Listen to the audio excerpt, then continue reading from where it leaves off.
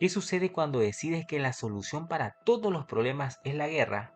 Esta es precisamente la decisión que debió tomar Fidel Castro frente a una inestabilidad política, gobiernos corruptos, influencia extranjera y desigualdad social que marcaban el ambiente. ¿Pero quién era Fidel Castro? ¿Era precisamente un dictador? ¿O sencillamente era un hombre que buscaba la paz, el desarrollo, la libertad y la soberanía de Cuba? Quédate hasta el final.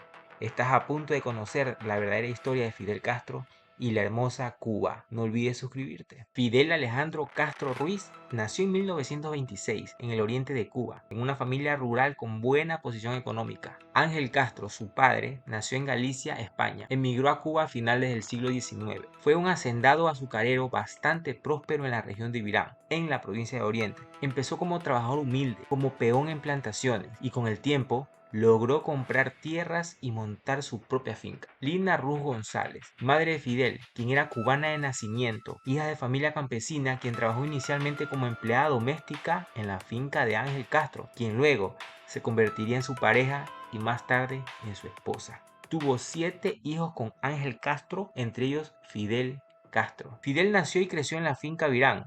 No era una familia pobre, tenían tierras, trabajadores y producción azucarera, pero tampoco pertenecían a la élite tradicional cubana. Era una mezcla de origen humilde más ascenso económico. Esto le permitió a Fidel desde niño ver dos realidades: la vida de los trabajadores rurales y sus condiciones duras, y por otra parte, el poder económico de los propietarios de tierra, como su propio padre. Esa contradicción marcó mucho su visión social más adelante.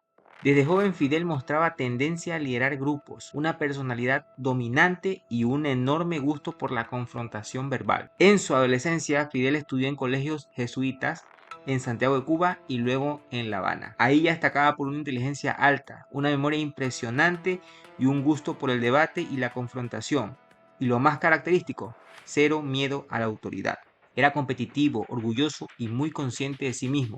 Cuando Fidel cumplió 40 años empezó a estudiar Derecho en la Universidad de La Habana. En ese momento la universidad era violenta, politizada y llena de corrupción. Y es aquí donde Fidel se forma con 3 frentes. La primera, conciencia política. Empieza a interesarse por el nacionalismo cubano, la lucha contra el imperialismo, las desigualdades sociales y la corrupción del Estado. 2. La normalización de la violencia. En la universidad la violencia era común, los estudiantes andaban armados y la mejor forma para resolver los conflictos era a tiros. Fidel se acostumbró a la idea de que el poder se conquista luchando, no negociando. Y tercero, las experiencias internacionales. Participó en movimientos políticos fuera de Cuba. Viajó a la República Dominicana para intentar derrocar a Trujillo. Luego viajó a Bogotá durante el Bogotazo de 1948, una explosión social brutal. Eso lo marca profundamente, permitiéndose darse cuenta cómo un país puede estallar. En 1952, Fulgencio Batista da un golpe de estado y rompe el orden constitucional. Fidel intenta primero una vía legal, en la cual fracasa. Después del golpe de Batista, deja la política tradicional y se prepara para la lucha armada, en la que organiza el asalto del cuartel Moncada. El régimen de Batista comenzó a debilitarse tanto que la corrupción y la represión aceleraron su caída. El 1 de enero de 1959 Batista huyó del país, lo que haría entender al pueblo cubano que la revolución había triunfado.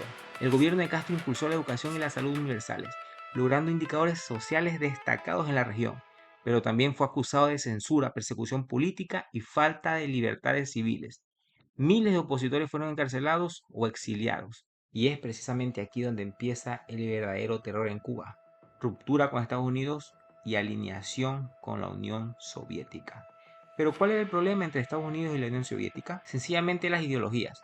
Por un lado el capitalismo, por otro lado el socialismo, lo que llevó a Cuba a ser un aliado estratégico de la Unión Soviética. Décadas pasaron, la Unión Soviética cayó y Cuba perdió su principal apoyo económico, lo que provocó el famoso periodo especial, crisis de escasez y dificultades extremas. Déjame decirte que el gobierno pasó a decidir qué producir, cuándo pagar y quién podría crecer. La iniciativa privada fue eliminada, el mercado fue reemplazado por órdenes y el esfuerzo dejó de tener recompensa. Aún así, Fidel Castro se mantuvo en el poder durante casi 50 años, uno de los mandatos más largos de la era moderna. Fidel Castro en el 2006, por problemas de salud, delegó el poder a su hermano Raúl Castro. Sin embargo, en el 2016, Fidel Castro falleció. Su legado sigue siendo debatido. ¿Fue un revolucionario que defendió la soberanía de su país o un gobernante que sacrificó libertades por un control político? La respuesta depende de quién cuenta la historia.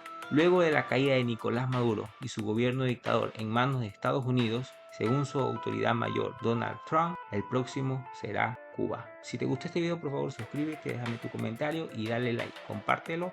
Nos vemos en un próximo video.